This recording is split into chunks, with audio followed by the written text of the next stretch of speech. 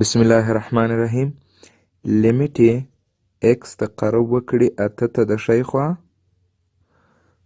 د شی خوا لوګاریتم یې 5x منفي 40 5x منفي 40 په قاعدې د 3/11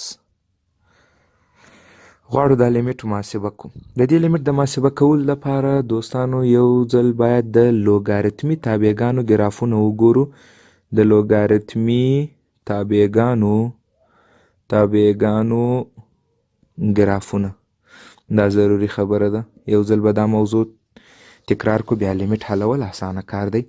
د لوګاریتمي تابعګانو عمومي شکل وای مساوي په لوګاریتم ایکس په قاعدې د ا دی.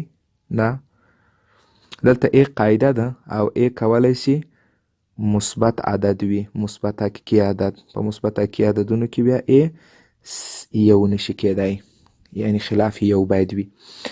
او اکس چې کولی شي هر مثبت حقیقي عدد واخلي. هغه قیمتونه چې ا اخیستی شي زه هغه تاسو د اعدادو پر محور په نښه کوم. دا وګورئ، منفي لایتنۍ څخه مثبت لایتنۍ ټول اعداد فکر وکړئ پر دې خط پراته دي. داسې فرض کړئ چې دغه عدد دی 0 او دا عدد هم دی 1. کوم قیمتونه چې د قاعده کېدای شي ولري دا قیمتونه، یعنی لوی تر 1 قاعده کېدای شي د اعداد وي، خپله 1 نه او خپله 0 هم نه، او د 0 و 1 ترمنځ دا قیمتونه.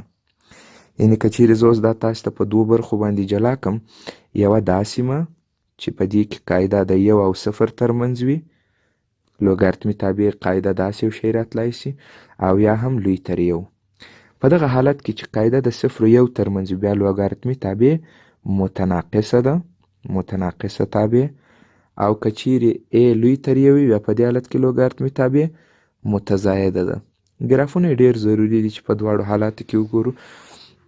په دې حالت کې ګراف څه رقم یو شکل لري.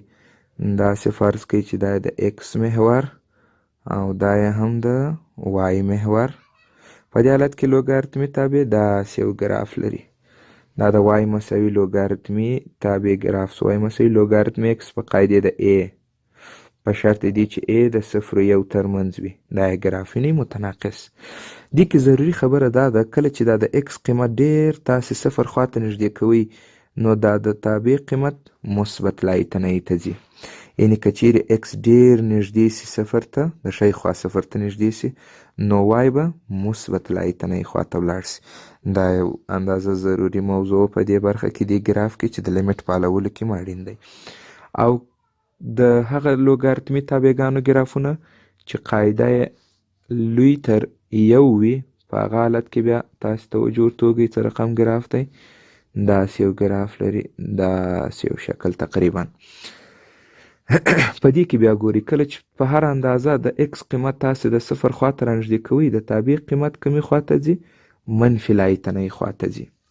یعنی که چیرې وای اکس ډیر نږدې سي د 0 خواته، د شی خوا، نو وای قیمت به منفي لایتنۍ خواته ولاړ سي، چې دا هم ضروري موضوع ده. اوس نو تاسو ووایاست چې کله لوګاریتمي 0 تقریبي 0 یا ته 0 یو اندازه لوی وي، لوګاریتمي هغسې عدد چې شی دی یا مثبت لایتنۍ دی د دې خبرې له مخې، یا منفي لایتنۍ دی. نو قاعده ضروري ده.